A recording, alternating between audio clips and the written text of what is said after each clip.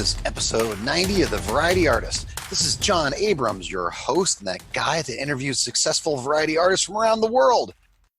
Matt Baker is a spectacular performer and co-host of the very popular podcast, the Odd and Offbeat Podcast. But he's way more than that. Matt actually lives it. He collects odd and offbeat items. He lives his life as one big adventure. In this interview, Matt opens up about living the odd and offbeat life, skeletons in his closet, and even his own creative process. If you want to spice up your life, this is the one to listen to. Oh, and right after you listen to this show, make sure to go back and download any interview that you missed. The Variety Artist podcast list is a who's who of variety artists. You'll be glad you did. Have fun with the show.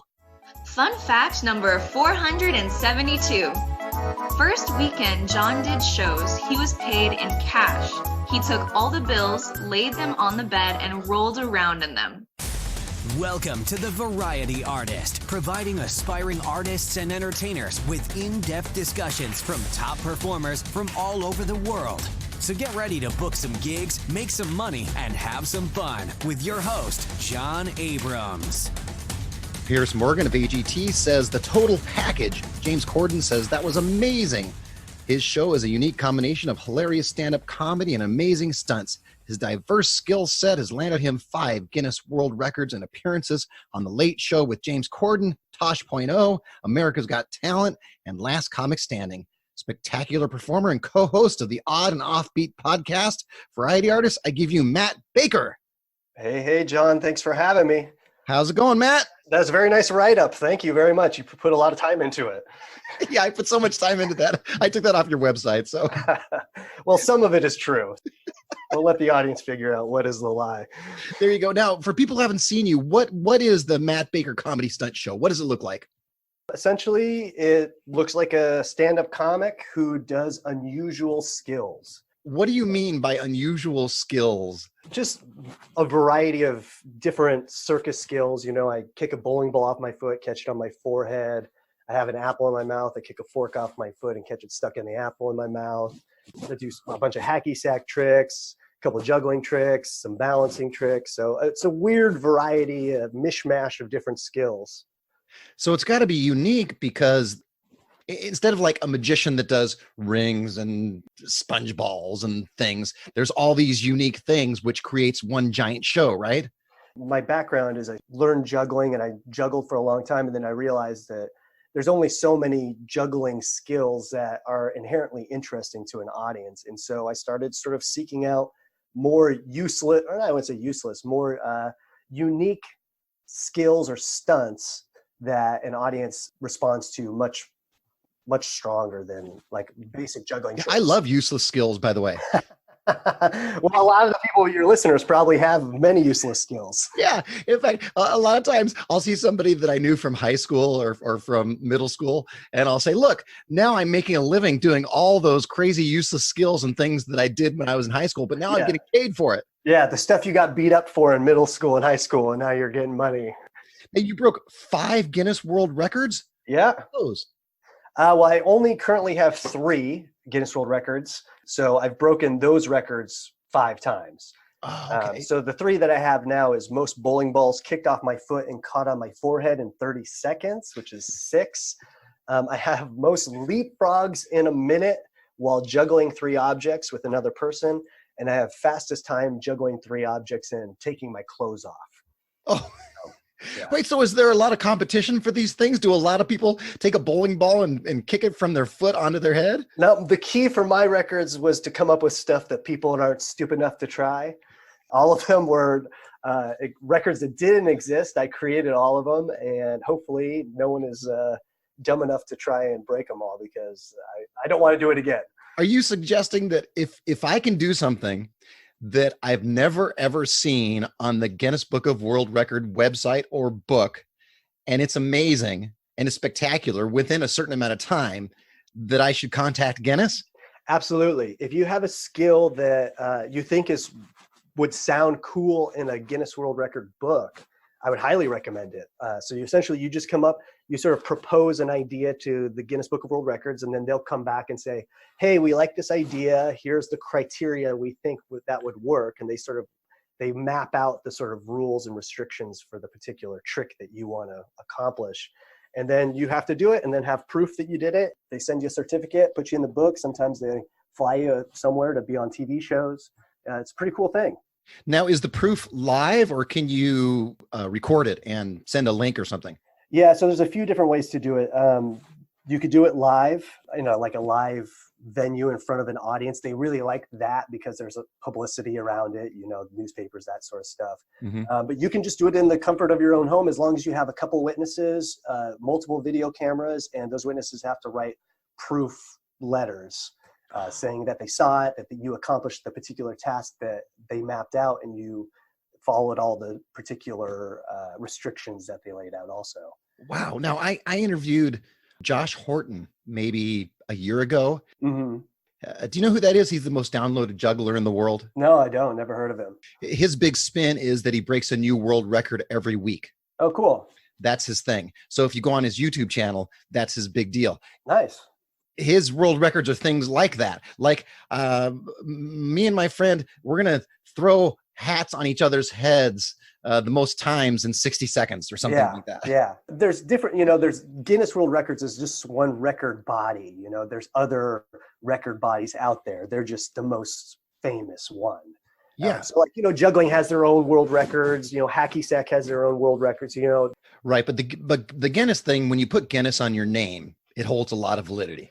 It doesn't have as much sort of prestige as it used to. I think back in the day, it was a lot more sort of big, sort of infamous. But now I think it says, hey, this person has some skills, or they're weird, or something like that, because the book is, you've seen the book recently. It's a lot of like sort of weird stuff. I like it. I think it helps with promotion and stuff. Yeah, that's the thing, is that the everyday average Joe that's looking at your website, they probably haven't looked at the Guinness Book of World Records for the last 10 years. They just know the reputation, and they look at your website and they go, oh, he's we just spent 5 minutes talking about Guinness Book of World Records. It's sort of like a TV credit, right? In the sense that if they're looking at two people and one person's been on these 10 TV shows and has 2 Guinness World Records, and this person doesn't really have that, I mean, that might sort of stand out to them more. And Right. they'd be like, oh, they just assume success with records or TV appearances. Sure. Well, let's get off the Guinness thing then. All right. Let's get back to let's get back to your career. So what got you into the biz?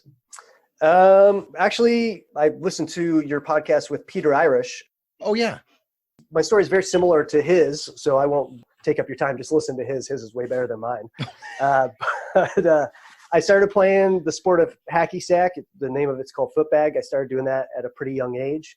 I went to Europe. I got sponsored by Snickers candy bars, and they toured me around Ireland and the Czech Republic for about 3 months promoting Snickers. Essentially, I had to wear a Snickers t-shirt, Snickers decals on my car, and I'm going to like shopping malls and schools and doing hacky sack demonstrations at these public places. So at that time, you were just doing the hacky sack thing? You weren't doing the other oddball things? I was 17 years old. I essentially left high school a year early and just packed up and moved out to Europe for my first job ever. Toured around Europe doing these sort of shows, these hacky sack shows. And when I came back, I realized I don't want to ever work for a living. You and me both. Yeah, I got to figure out a way to, keep playing hacky sack for money. I got to figure this out. And at the time, or still today, there's not a lot of money in the actual sport. And so I got a job touring the country doing school assembly programs, demonstrating a show called Creative Athletics. It was a show that highlighted 13 different sports and games from different countries, and all the games were non-competitive sports. So there are ways to get exercise without having to compete against kids.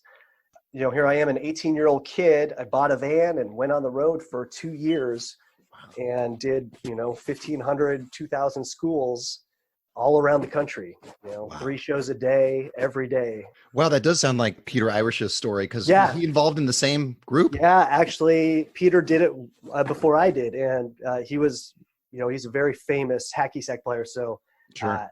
Growing up, he was like my idol in the hacky sack world. So what I love about this business in particular is that you actually get to rub elbows and meet the people that you come up and idolize, and you get to call them your friends eventually. And so that's what I love about this podcast too. Yeah, right? It's so great, man. Did you hear the story of Peter Irish's first competition he went into? Oh yeah. That's a great story. Yeah.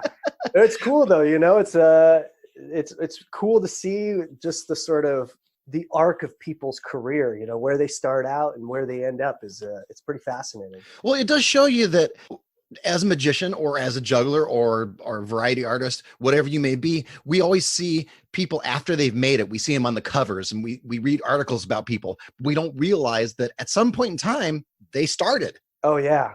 At some point in time, they couldn't do what they do. I think about that all the time. I think about like the shows that I did in the very beginning, and I'm just like, what was I thinking? I can't believe an audience sat through that show. Like I feel like in my first few years, I need to write letters to every audience member and thank them for their support and apologize for how bad it was. I think you're probably not the only one. I tell this story all the time. The first magic show I ever did was in a concrete foyer of a low rent apartment building for a kid's birthday party. And it echoed and I was sweating and I was terrible. And you're just trying to remember your lines and people are like, why is this guy so nervous? Yeah, exactly. You've been doing cruise ships and you have colleges and you're doing corporate events. I was just reading on your Facebook, you just finished a corporate event last night before, was it? I don't know when this is going to come out, but we're recording this in December. So that's a high traffic corporate holiday party season. Mm-hmm. I did a holiday party. I was in Iowa, and then I did one in Utah. I got 3 here in the Seattle area where I live. Then I'm out on ships for the rest of December. I do a little bit of everything. That's what I like about my specific show is that I can book it at colleges, corporate events, lots of cruise ships. I do fairs in the summer, so it's a show that sort of can work a lot of different venues. Do you do the same show or do you have a tendency to have to change it for cruise ships and colleges and different venues? My show structure is about the same. Like the tricks themselves don't vary that much. Just the content varies depending on the audience. Obviously, if it's a college, I can be a little bit more dirty and it's a little bit more stand up. If I do a fair, it's a little more stunts and a little bit more family friendly material. I don't do anything edgy. Cruises is sort of a combination of the two, where you can do a lot of stand up as long as it's you don't swear or do any sort of political stuff. Yeah, I like cruises a lot because you have 1,000 people in a nice theater that are there to see you. They've been drinking a little bit. You're sort of just there to help facilitate the fun, and they're there to have a good time. They already have an investment in your show, so those shows are a lot of fun. Whereas sometimes at like a college, they're just there because there's free pizza. Well, we're going to get a little silly because I'm going to ask you some fan questions because some of your fans are friends of yours and they know you much better than I do. So here are some goofy questions. You want some fan questions? Let's do it, man. Yeah, we're going to do a few now and a few later, probably. All right. So Louis Fox, of course, your buddy, your co-host on the Odd and Offbeat podcast, and Logan Jimenez of Mr. Marvel's Wondertorium says, ask him about his mobile oddity museum and what his favorite piece is in it. Oh, that's a good question. I have as a side business / hobby, I have a mobile curiosity museum. I took a 1972 Airstream trailer, gutted the whole thing, and I created a sort of traveling exhibit full of weird and unusual things from around the world. Some of the stuff I've collected on my trips, some of them I've gotten on eBay, just a variety of different sources. But I have an authentic shrunken head. Oh, that's pretty cool. I have a Peruvian elongated skull, which is a skull where the sort of back of the skull is super long. Yeah, I have my dad's kidney stones. You have your dad's kidney stones? Yeah. I have a little miniature teddy bear made out of a human's belly button lint. Nice. It's a ton of weird stuff, weird x-rays, different insects, a jackalope, some traditional sort of gaffs sort of stuff, like a Fiji mermaid. I sort of created it as a way to make money when I'm away. I have other people run it for me, so sort of like a passive income. Do you ever take it with you if you're booked for a show that you're driving to? Very rarely. Sometimes I try and sell it. with me at a fair. I think I've done 2 fairs where I've been booked for my show and the museum was booked. Mm-hmm. Usually I'm at one fair, the museum's at a different festival somewhere else. Someone else is running it. Well, they did ask too, what's your favorite piece? Yeah, probably the shrunken head. I'd have to say that was the most challenging to get. And how did you go about getting that? Got it from a guy he's the shrunken head guy. There's a guy out there that's the shrunken head guy. Yeah, he is the shrunken head guy. Essentially, like when a museum sort of goes out of business or a private estate, someone dies, they go through their stuff, they don't know what to do with these sort of weird things. And so they contact this guy, he comes in, he purchases it from them, and then he sort of sells it to different collectors. All right, we're going to go on to the next fan question. All right. Another friend of yours, probably Mike Majewski. Oh, yeah. I know Mike. Oh, do you? Out of San Diego. Oh, yeah. Says, ask him if he has any skeletons in his closet. I would guess yes. I don't know. Yeah, I have a little ton of skeletons in my closets. My whole house is skeletons. It's you walk in my house, there's about 13 different human skulls to greet you. Oh. I couldn't afford a security system, so I figured that might be the next best thing. Do you ever hook one up to electronics and it just says, hi, welcome to my house? No, I have not done that, but my girlfriend hooked up one skull with some cool lights inside of it. So when you turn the lights on, like the lights are shining through its eyes. So that's kind of cool. That is very cool. All right, we're going to go to some of my own questions. All right. I was looking at your different promo packages and things, and I didn't realize that you actually caught an apple, or what is that, an apple or a pear in your mouth? What is that? Yeah, so it's a variation on an old, it's an old trick where someone has a fork in their mouth and then, throws an apple. They juggle something and then throw an apple in the air and then catch it on the fork in their mouth. Oh, yeah. So for me, like I'm always trying to do something that's completely different or unique to me. And so I was like, oh, how cool would it be if I did it the opposite, where I put the apple in my mouth and I kicked a fork off my foot and then it flies through the air and then I catch it speared in the apple in my mouth. Well, the reason I brought that up is because when I was looking at your different pictures, you have different pictures, and I didn't know that you did that trick. I figured it was something that you didn't do, that was just a really cool promo shot. Yeah. In fact, I was thinking, I was interviewing Dale Kay, the hypnotist. Oh, yeah. He suggests that when you do a promo shot, sometimes you might do a promo shot that looks absolutely nothing like your act. Oh, totally. That just attracts people. And I noticed that with some of your promo shots. For example, the one with the matches in your mouth. Uh-huh. I mean, I guess that's not a trick, is it? I don't know. It might be. Yeah, that used to be a trick. That was a trick I used to do. I used to light matches with a bullwhip and then light a candle with the matches and then put the candle out with a bullwhip. But the level of difficulty to audience appreciation was very far apart. Okay. So that got scrapped. So I did do a trick. Usually I agree with Dale. I think that, whatever you can do to make your act stand out, any sort of promotional picture. I mean, I see promo pictures that have even nothing to do with your people's show. It's just sort of interesting to look at. Right. That's the idea. Yeah. I don't think, you show up, because I still use that, the matches photo for my promo. And I don't think anyone shows up and be like, hey, I didn't see the matches trick. What's the deal with that? I don't think anyone, as long as you do a good job and people are happy, I don't think anyone really even cares. Yeah, I think so too. I think they're more attracted to an interesting photo. Yeah. Whatever that may be. Because I know most photos, when you see, if it's a magician, he's looking deeply into the camera. I guess that was a 70s Navy shot.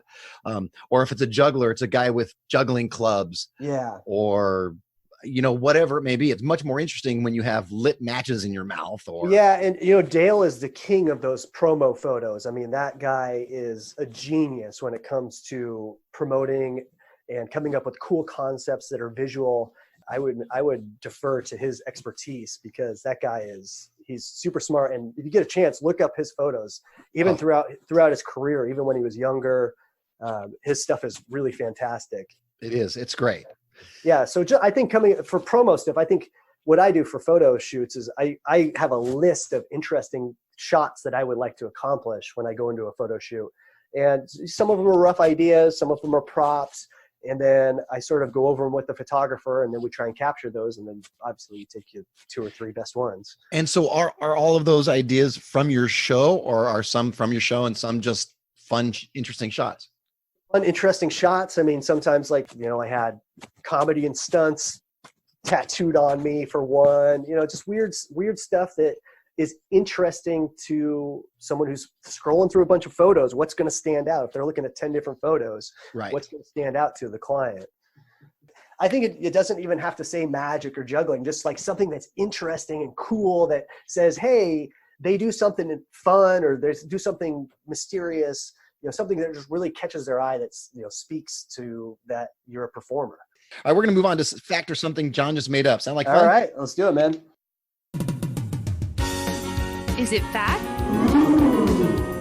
Or is it something John just made up? All right, here's what's going to happen. I'm going to give you a headline, and you're going to tell me whether that headline's true or not. And if it is true, tell me a little more about it. All right, absolutely. Here we go. The first headline: Matt once roasted a marshmallow over lava rocks on a volcano.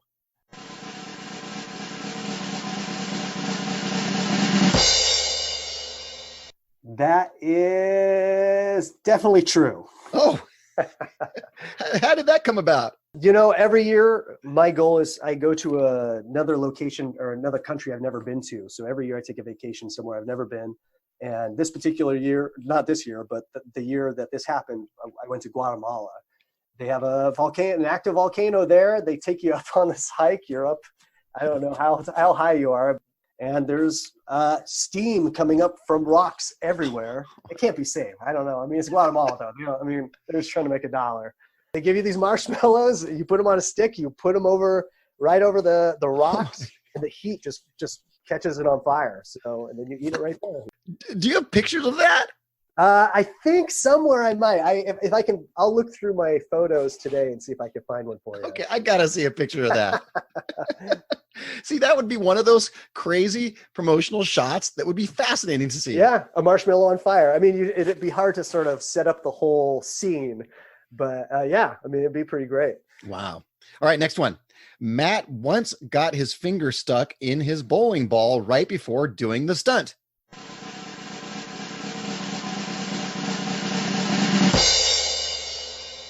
That is not true. Okay. Does the bowling ball have holes? So my bowling ball does not have holes. Okay. Which blows a lot of people's minds, apparently. Because sometimes when I fly, I have to carry my bowling ball on with me. Mm-hmm. When the TSA people pull it out, they have a hard time wrapping their mind around that it's a bowling ball because it has no holes. Yeah. And so I have that conversation regularly where I have to tell them, all bowling balls have no holes before they drill holes in them. That's right. I only know this because when I was a kid, I was on a bowling league, and people that took it really, really seriously, they would have the holes custom drilled for their fingers. Yeah, absolutely. Like I have another bowling ball that I've had a big hole drilled in so that I can put wick inside of it and catch it on fire. So I do the bowling ball while it's on fire. The old bowling ball on fire trick. The old bowling ball on fire, kicking it to your face trick. Classic. Hey, maybe that's my new Guinness World Record. There you go. All right, next one. Matt had to fill in for the band Heart because their sound blew.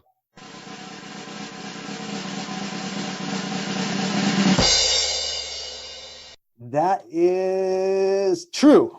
It was actually myself and my friend, comedian and clown Bill Robeson. We were performing at a fair. We were backstage at the stage we were performing at, and the fair manager came running over frantic, and she's like, can you guys go up and do something? Heart blew their sound. Oh no. Can you run up there? And I'm like, oh yeah. So I grab a couple things. Bill grabs a couple things. We get out there, and the people are like, just go up there, go up on stage. And there's 5,000 people sitting in these sort of, bleacher seating at a stadium. I realize, I talk in my act. Yes. I'm mostly stand-up comedy. So and there's no sound. What am I going to do? So luckily Bill is, he's a silent clown comedian. So he just took over and sort of had a whistle, and was screaming and he just had me do a bunch of tricks. And we kept him entertained for about 10 minutes. And right when we pretty much ran out of all the material we could do that was silent, Hart came on stage and played Barracuda. So they just kicked us off the stage to Barracuda. And yeah, it was seamless to us. To the audience, it was like, hey, these guys planned it. It was great. Yeah, I don't know if they thought that. They're like, we paid for Hart. What are we watching these two guys with a whistle? I think they might have been disappointed, but whatever. We kept the show going, right? Yeah. Yeah, and the fair had us both back the next year as appreciation. Yeah. All right, last one. All right. Matt has ridden an ostrich.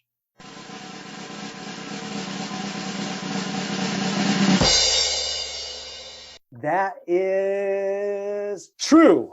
Oh, I have rode an ostrich before. how did you get to ride an ostrich?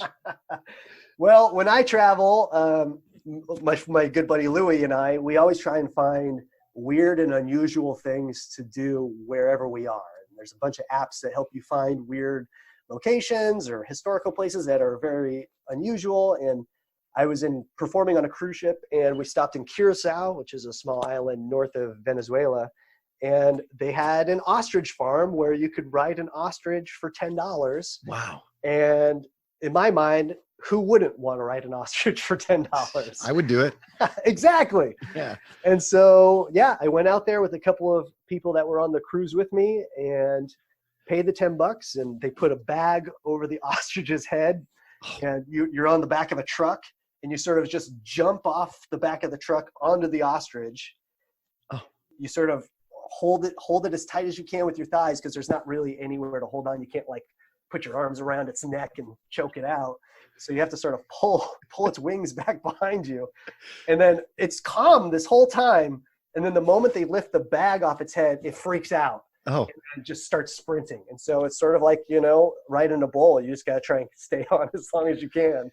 How long did you ride that thing? I probably rode it 15 seconds, 20 seconds. Oh, jeez. Yeah, I had a pretty good grip. I mean, it was trying to shake me pretty good, but it was awesome. It was every time I go back to Curacao, I tell people, you got to go ride an ostrich for $10. They're much bigger than if someone's never seen one, they're gigantic, right? Yeah, they're massive, and they're very dangerous. Like they're very they'll kick at you, and yeah, they don't like people in general. That was fact. Or something John just made up. All right, I'm going to ask you something personal we talked about right before we got on here. Yeah, man. You were at the doctor right before we got on. Is that right? Yeah, thank you. You actually were very accommodating and moving the schedule around. My girlfriend and I are we're exploring having a kid. Oh. So yeah, we were headed to the fertility clinic and checking out our options and getting blood work and getting poked and prodded and studied by people who are way smarter than I am. Oh, you sound like you're in a pretty good mood, though. Who knows if we're going to do it or not? I think we're just at the point where we're sort of getting a little bit older, and we want to sort of figure out if it's the right decision for us or not. One of the things, I have 2 kids myself. If you've listened to this podcast at all, they're older and they moved out. When I had the kids at home, I kind of made a deal with my wife that I would be around for them, and kind of made a deal with myself that I would do that too. And that's why I did so many school assemblies and still do. How old were you when you had your kids? I was, we got married when I was 26. So probably about 28. Okay. Yeah. That's awesome. And that's the thing that I'm sort of struggling with now. It's, I'm 38. I don't work locally that much. So most of the time when I'm performing, I'm flying to the gig or the event. Sure. And so it would definitely require a lifestyle change on my part.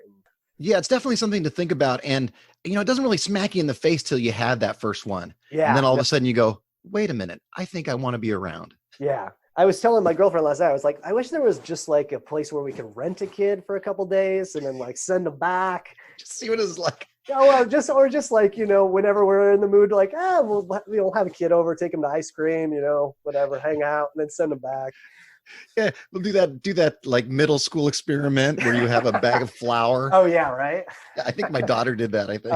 And it always comes back all messed up, right? Yeah. You drop it, it explodes or yeah, something. totally. It's in little jars when it comes back. Yeah, children don't explode. Last time I saw. Well, they do in some ways, but Yeah, parts of that, I guess, do. That's another thing I'm scared of. Geez, the mess itself. Well, I mean, luckily, people don't know this about me, but I have very little sense of smell. Oh, really? It's true. And so changing the diaper was not a real big deal for me. Whereas my wife has an extra, she's, what do you call it? Super sensitive? Yeah, she's super sensitive to smells. Yeah. And so guess who ended up changing a lot of the diapers? See, I would have not have divulged that information until the kid was out of diapers. I'd be like, I definitely have super strong sense of smell also.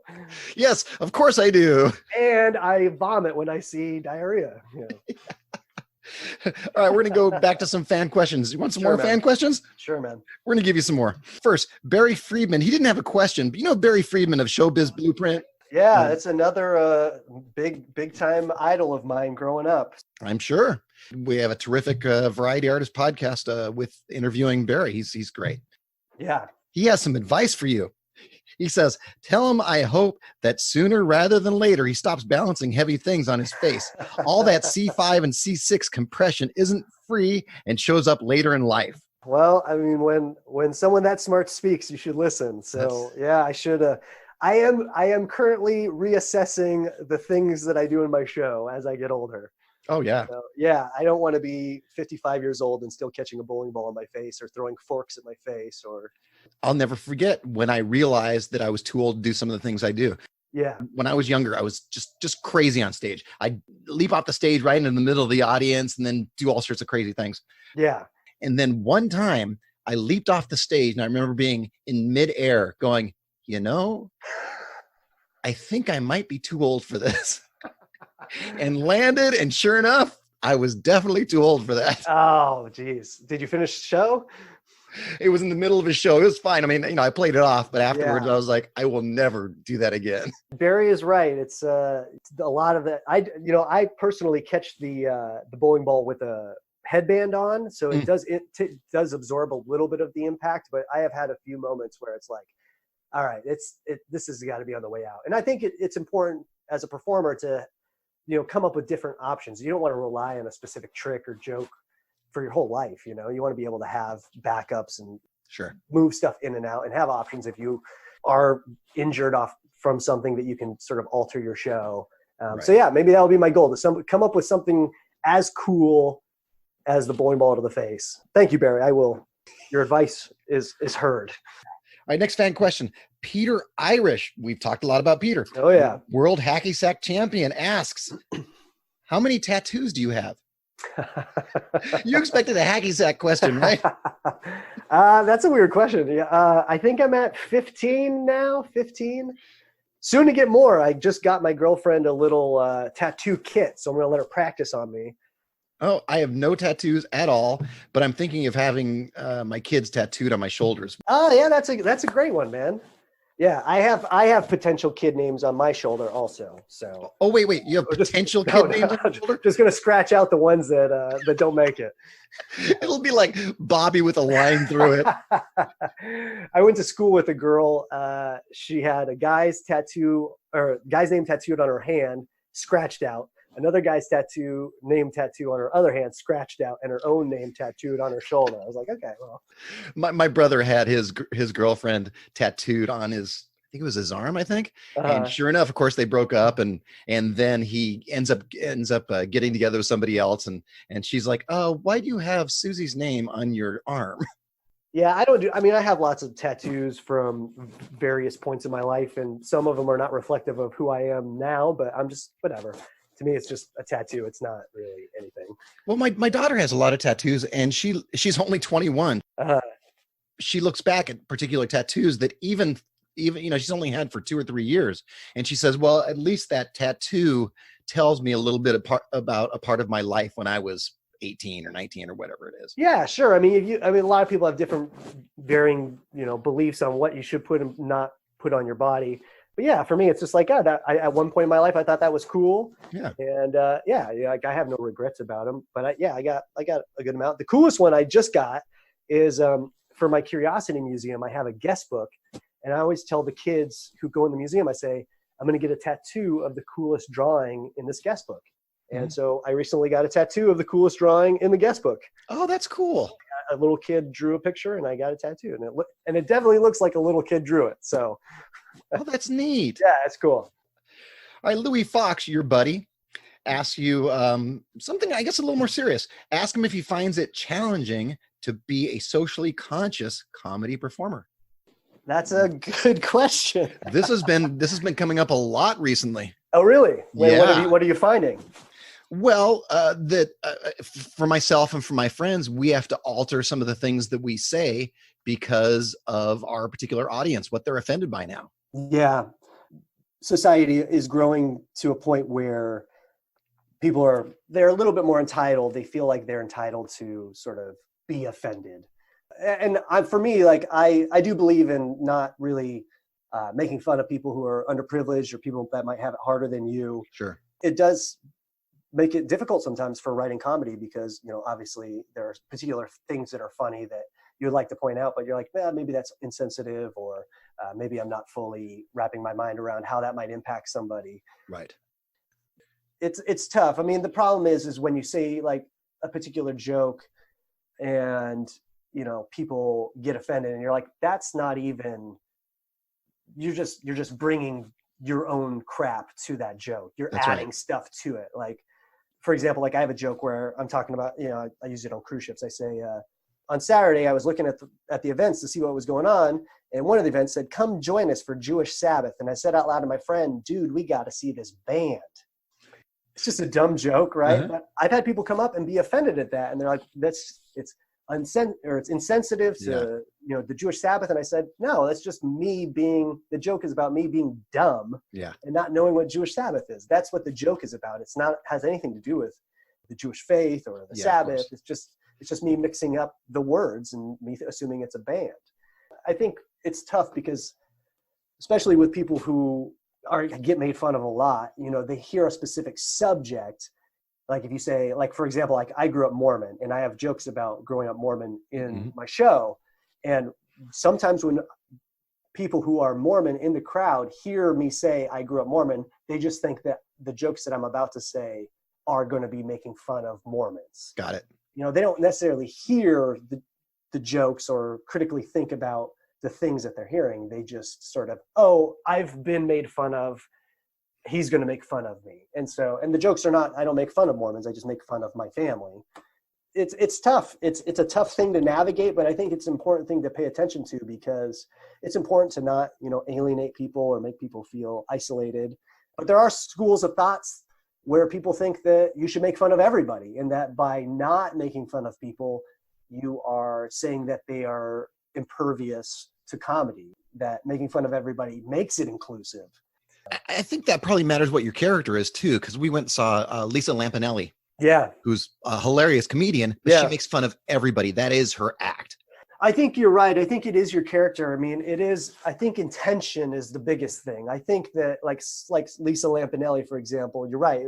I mean, she makes fun of everybody, but at the end of the show, she sort of gives positive comments towards everybody and tells them how much they love them. And I think everyone knows that her intention is to be more inclusive and to just make fun of everybody. And by doing that, it makes us all more unified.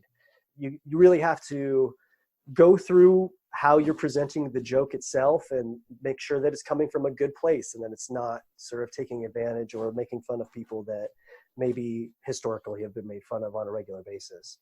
It's tough too. And the thing that I struggle with often is that it's like, well, you felt okay to laugh at all these other things that I said in the show, but when it came to the thing that you were involved in, you were offended. What made it okay to laugh at all the other things, but when it came to you, it's not okay. Interesting. It's an interesting time. I think this is the first time that people have really sort of spoken out loudly in large volumes of people have said, listen, how you approach particular jokes needs to be reassessed. And I think some people have a hard time sort of going back through their show and taking out jokes, like we were saying earlier. Sometimes people rely too much on a particular trick or joke that they don't know how to just remove it from their show.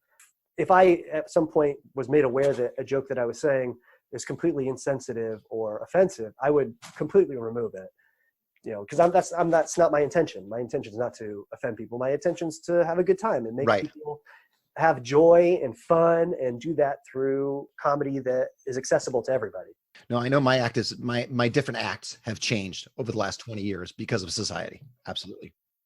Bowling has become much more, a thing now, whereas back then, growing up for me, like bowling you didn't even use it as a term, anti-bowling.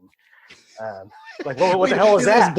Is bowling offending somebody that I don't know about? But I mean, but there's people who have like full assemblies or shows on bowling. And so I don't know if it's not a very good example. I don't know. That's news to me. All I know is that in the 70s and 80s, we used to watch Wide World of Sports, and bowling was very popular on that. Oh, no, I'm saying bullying, not bull. Oh, I'm sorry.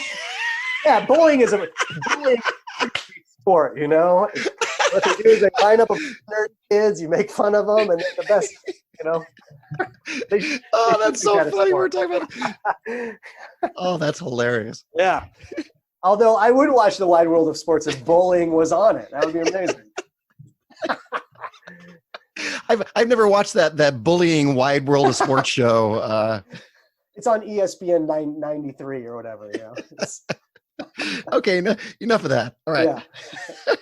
Okay, Eric Haynes, I'm sure you know too. He's a Fair Festival guy. Yeah. He's a one-man band out of Everett, Washington. Asks, do you know anything about coffee? I'm very particular when it comes to coffee, and I try wherever I travel, I try and find the best coffee shop I can. For me, it's a creative output is that, trying to do creative things around the things you already do. Like for me, I would always find a coffee shop wherever I went. And so I was like, I'm already doing this. What could I do something creative around it? So I sort of started doing reviews and funny comics about the coffee shops I go to. All right. Eric also ask him about his creative process and what he looks for in other people's creative process. I guess that's two questions. In particular, what he wants to know about my creative process. Is there something specific about writing jokes or? Writing jokes, there's a million ways to write jokes, and the way that I do it is one particular way. I get people that ask me if I can write for them, and I'm happy to do that, but because they think that they're not funny. And for me, I think that everyone has the ability to learn how to be funny. I think it's a muscle that you can grow and you can develop. It's a great skill to have. And you do that through doing it on a regular basis. You interviewed Louis every day, and that's a great way to do it. Writing every single day, spending an hour writing jokes or writing content. For me, it's just about being creative. I think it's important to be creative every day. And it doesn't have to be too specific to your show. It could be drawing or painting or writing a poem or writing a short story or making a video. I think, building up your creative spirit and diving into, who you are creatively is the most important thing. And for joke writing, there's a great quote. I think Kermit Apio says the difference between a professional comedian and an amateur comedian is a notebook. That essentially says, carry around a notebook with you. We all have a notebook in our phones. When you see something funny, write it down. When you hear something funny, write it down. When you think of something funny, write it down. And then, maybe at the end of the day or the end of the week, go through it, decipher what you saw during the week, what you thought, and go over it. My joke writing process it's mostly information gathering. Let's say I want to write a joke about growing up Mormon. So that's the start. I want to talk about growing up Mormon. Okay. I'll ask myself, what are some things that people think about Mormons? Maybe people don't know anything about Mormons. And, and then you start to write that down. Maybe they're nice. They have lots of wives. They live in Utah. They go on missions. It's weird. You start to write that information down. And then you can even go further and sort of write down, when I tell people I grew up Mormon, what are some questions they ask? And it seems to me if you get that process going in your head as you're going about your day-to-day routine, you're going to think of funny little things that happened Absolutely. I mean, the more you invite sort of comedy, the more you write, the more creative you are, the more it just sort of infiltrates your life, the more it's just in your consciousness, the more you see it. When you write every day, you just see comedy everywhere. It's like the Matrix almost. It's like you see the numbers just coming down. It's like a lot easier when you're flexing that muscle on a regular basis. But yeah, I think it's most information gathering, sort of making lists. Yeah, and then highlight your the things that make you unique. Are you tall? Are you small? Are you white? Are you a woman? Are you have a big nose? Like if I have a big nose, like what are some benefits of having a big nose? What are some disadvantages of having a big nose? Really like look at who you are, what people think about you, and sort of highlight that and sort of, go through that information, find what's funny. I think it's just, what Louis said in the podcast that you did with him is just taking time every day to be creative, to write, and really be intentional about it. Do you actually take a minute? Do you say, okay, at 10 o'clock every morning, I'm going to write for an hour, or how do you go about that?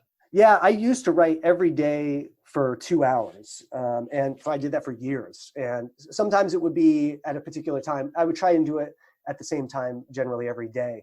Now I've sort of gravitated into being creative every day. So every day I'm doing something different. And maybe it's an art project. Maybe it's building a shed out of pallets. Maybe it's working on my museum. Maybe it's making a video or doing a podcast. But every day I am intentional about doing something creative to dive into my creative spirit and, make sure that I'm sort of nurturing that and make sure that it's healthy. Well, since you're talking about the Odd and Offbeat podcast, tell me about that. So Louis Fox and I, who's a comedy magician, we do a weekly podcast called the Odd and Offbeat Podcast. And essentially it's, we take weird news stories from around the world and we riff on them. We find a news source that is, reliable, and we just write jokes and we sort of just make fun of it and talk about it. And we talk about our shows and stuff. And it's just it's a cool excuse to hang out with my buddy in my basement, talk shop and be funny. So yeah, it's a lot of fun. It's super silly and ridiculous. And if you like that sort of stuff, check it out. And highly recommended. Thank you, man. By me. All right. You have some advice for the beginner? I got lots of advice for the beginner. Give it, bring it on. All right. Be creative. Don't steal. Don't steal people's material. Don't take it because it fit your act. Learn to either ask for help or learn to, write your own material and be your own performer. I think the most cool thing that you can do is to do a show that is 100% original and 100% about that highlights your own creative spirit. Create original content. I mean, that's one of the coolest things you can do and coolest things you can strive to do as a beginner. Another one for me is like, just stay humble throughout this business. You get a lot of adulation. You get a lot of people who tell you you're great, and it's easy to get a big ego.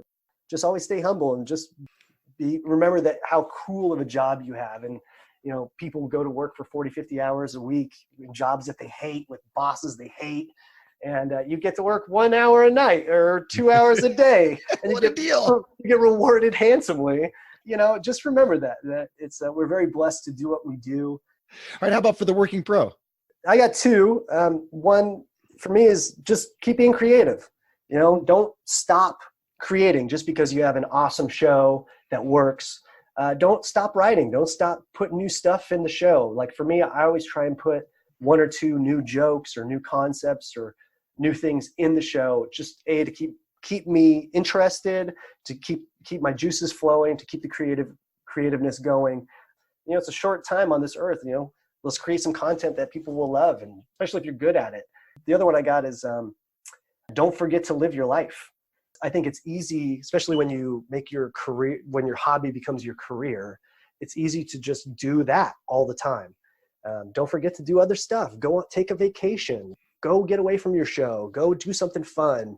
Take a dance class. Do something that is completely unrelated to making money, or go volunteer somewhere. Live a great life and take advantage of the freedom that this job gives you. Yeah, this is something I've learned from both you and Louis. Like you're saying, we work an hour or between setup and breakdown, maybe 2 hours a day or a night. Yeah. And you're in a fresh new town that you've never seen before. And there's always things to see in that town. And so we should take advantage of that. And that's what I'm starting to do. I haven't done that for years. And now I'm starting to do it because of you and Louie. Oh, that's awesome, man. And it's cool. It's cool just to sort of, maybe take an hour or two and go check out a town or go to that museum.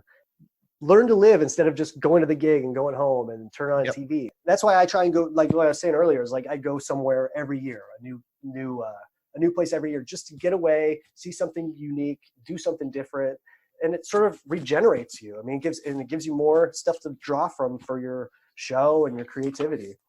All right, Lo, so give me a recommended book and we'll get you out of here. All right, I got 2 for you. Okay. One is great for beginners, and it's by my buddy Dan Holtzman. Oh, yeah. It's 1001 Tips on Practicing, Perfecting, and Performing Your Act for Jugglers and Other Variety Artists. And that's by Dan Holtzman from the Raspini Brothers. I highly recommend it if you are sort of coming up. It sort of goes over how to build an act, where to buy stuff at, how you get into certain industries. You can fit in your back pocket. It's a good book, and Dan's a good buddy of mine, and that one I highly recommend. And then the other one is my favorite author, which is David Sedaris, When Engulfed in Flames. That is my favorite book of his. It's a masterclass in humorous writing. It's a good sort of template to learn how to take a story and make it entertaining to an audience. So I highly recommend that. So just to read, it's funny, it's tender, it's really great. If you've never read David Sedaris, I highly recommend it. Oh, those are awesome. I'm going to put both of those on my website so someone can just click on those and grab them. Well, thanks, Matt, for doing my show. That was fun. Hey, John, thank you so much. Sorry I gabbed so much, but I appreciate what you're doing, buddy. And it's a great thing. I love your gabbing. In fact, if my guest didn't gab, I wouldn't have a show. Yeah, that's a good point. I think you could cover most of it, though. Now, do you have some social media or something else you want to promote? Sure, yeah. ComedyStuntShow.com. That is my website. And then Comedy Stunt Show on all the social sites, Facebook, Twitter, Instagram, that sort of stuff. Okay, and how can they get a hold of the Odd and Offbeat podcast? We're just like you. We're on iTunes, Spotify, all the usual podcast outlets, or you can just go to the website, oddandoffbeat.com. Thanks to all my variety artists. If you found this podcast valuable, spread the word. Thanks again, Matt, for hanging out with me. Yeah, fun. Thanks, John. I appreciate it. All right, now go out and book those gigs, make some money, and have some fun. That's all for this episode of The Variety Artist, but your journey continues on our website. Go to thevarietyartist.com for more strategies, insight, and resources, as well as show notes on today's guest to assist you in your career. We'll see you on the next episode of The Variety Artist. But until then, go out and book those gigs, make some money, and have some fun.